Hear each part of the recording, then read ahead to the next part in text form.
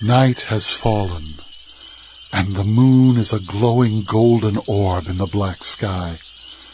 See how it shines on the dark back roads of America, and on one road in particular. Come with us, and we'll take a walk down the moonlit road, for the night is waiting, and the moon is full. The Moonlit Road presents Episode 50, The Slave Girl, written by Craig Dominy and told by Veronica Bird. When folks think about the American South, one image that always comes to mind is the old plantation house. Before the Civil War devastated the South, the plantation homes were about the closest thing America had to magical European palaces. But what some folks don't know, or maybe don't care to think about, is that many of these plantations were built on the backs of slaves. These slaves toiled under the whip of the white plantation owners, harvesting cotton and sugarcane for days, weeks, months, and years on end. Some were literally worked to death, only to be replaced like an old shoe when the next boatload of captured slaves came into port. So while the plantations may have been wealthy palaces to some, they were places of misery and death for many others. So it should come as no surprise that many of the plantation homes remaining in the South are rumored to be haunted. This is the story of one of those houses. Back in the 1800s, many plantations were located north of New Orleans along the banks of the Mississippi River. These plantations fueled the national economy with cotton and sugarcane, and their owners were some of the richest men in America. Myrtles Plantation, located a few miles outside of St. Francisville, Louisiana, was one of these homes. It was a beautiful example of Old South antebellum architecture.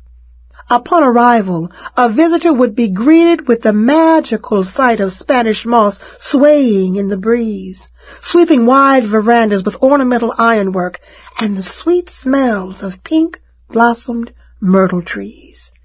Inside, one would find a lavishly decorated home in the Gothic style, with ornate plasterwork, European antiques, winding staircases, and sparkling crystal chandeliers.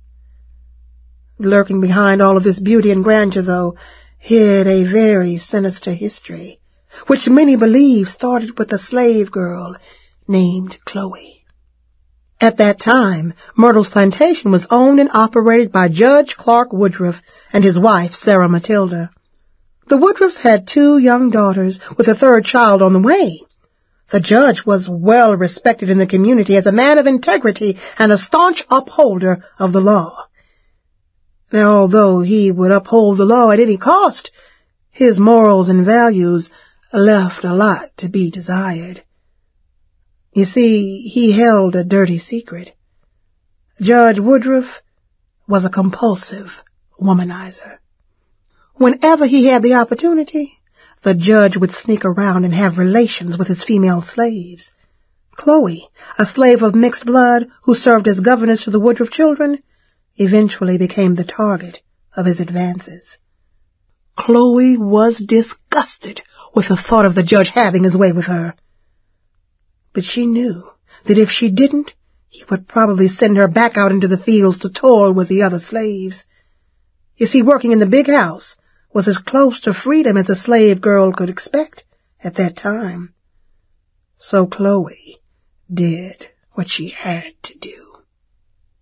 But after a while, Chloe began to suspect that the judge was getting tired of her and would soon be looking for a new lover.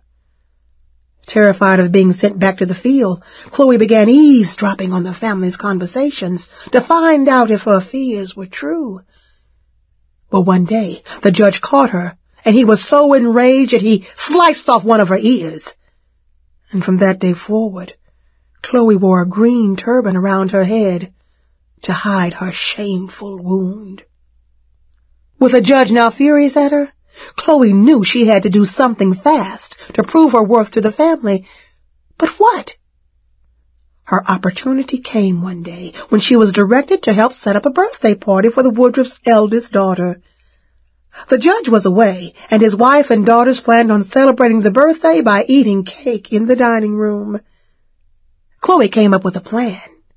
She crept outside and picked one of the oleander plants growing beside the house. She knew that the plant contained a small amount of poison, which she secretly added to the birthday cake. She figured if she made the family sick, she could nurse them back to health and prove herself invaluable to the family. She cared for the children and was careful only to add enough poison to make them slightly ill. As the family ate the tainted birthday cake, Chloe soon found out she had made a terrible mistake. One by one, they dropped their utensils and began writhing and moaning in pain and agony.